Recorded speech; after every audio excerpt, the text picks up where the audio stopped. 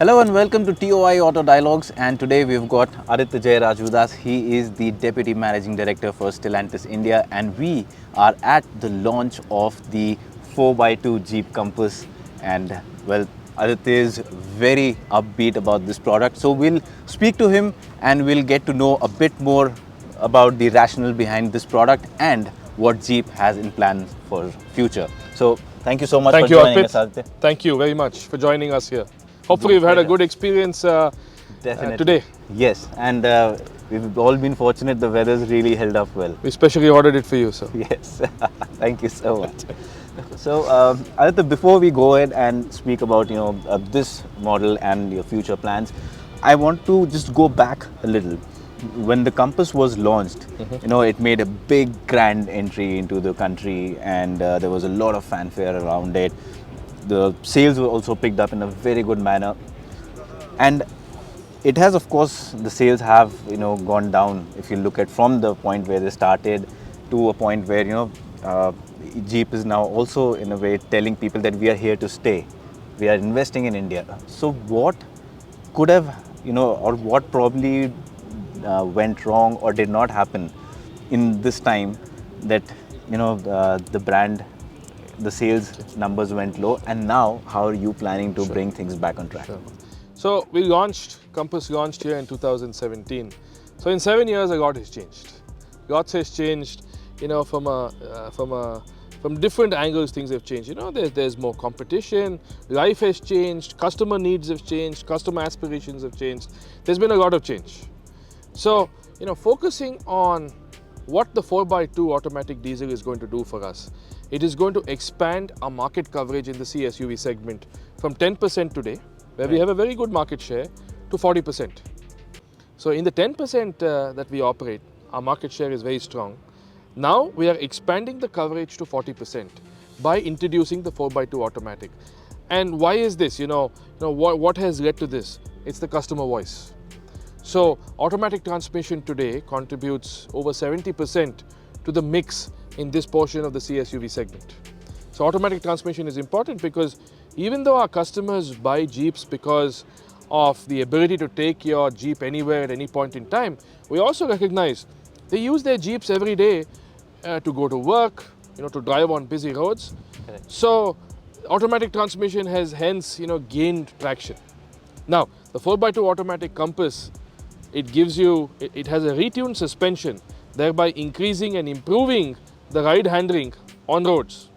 But it also comes with signature Jeep capability. So I'm not sure if you've experienced it so far. Already you have. Yes. So the capability of the 4x2, which is signature Jeep.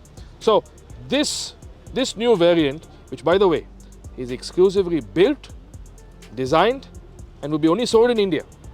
Okay. It is an India-specific product.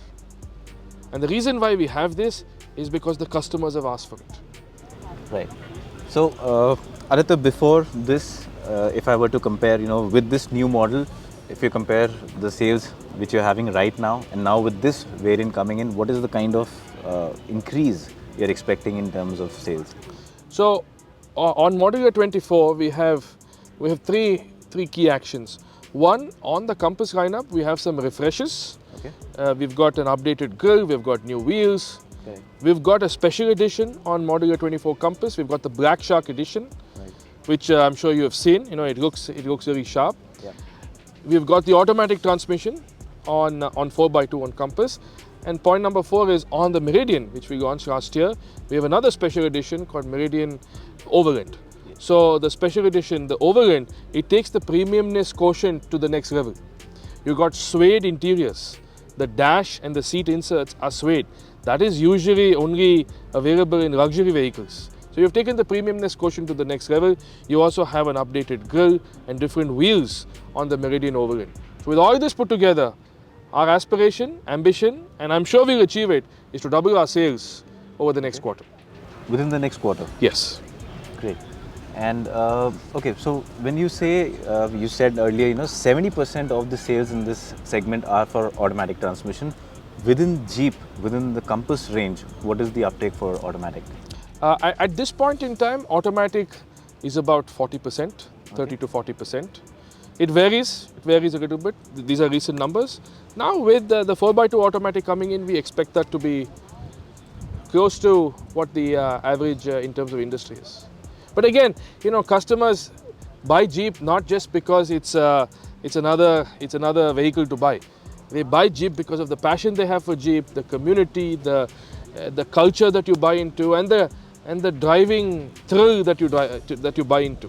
So we have enthusiasts who want manual transmission, and we also have those customers who want automatic transmission. So while automatic will penetrate a lot more, we also expect the mix to be pretty healthy. And Aditya, Stellantis globally already has shown its electric platform, and you do have multiple vehicles on that. Going forward in India, you mentioned you will have refreshes on the Compass range, but if you talk about all new models, will you continue to bring ICE all new models, or will it be mostly refreshes, and now will you just take the dive into electrics? So if you look at globally how we operate, Stellantis world with Jeep, on a particular model you have different powertrain options. You have internal combustion engine, you've got plug-in hybrid, and then you've got some nameplates that only operate on the 100% battery operated vehicle platform. So for India is unique because our customer requirements are unique.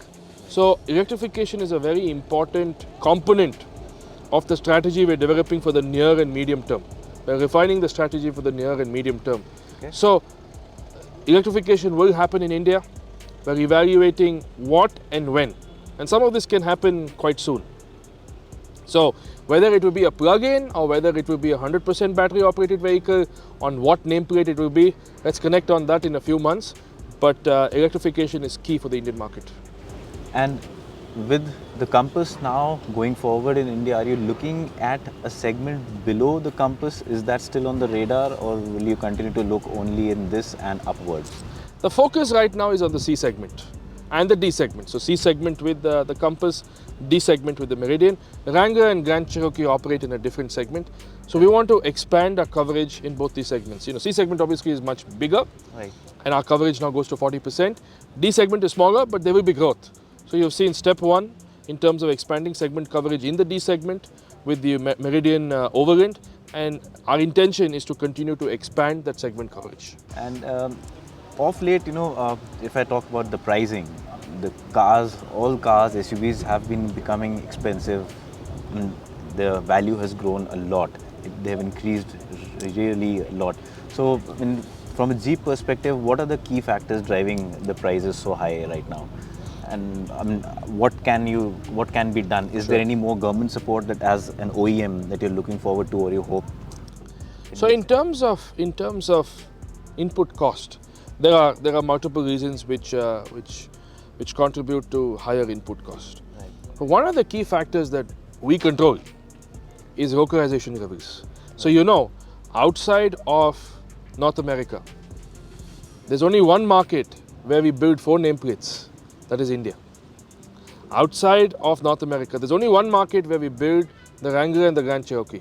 That's right here in Ranjangaon.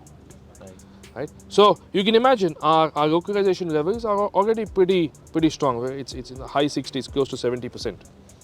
And our target and goal is to further take this a couple of notches up. So with the coming generations, increasing localization content is an important objective for us, and we want that number to start, with a 9 or at least in the high 80s.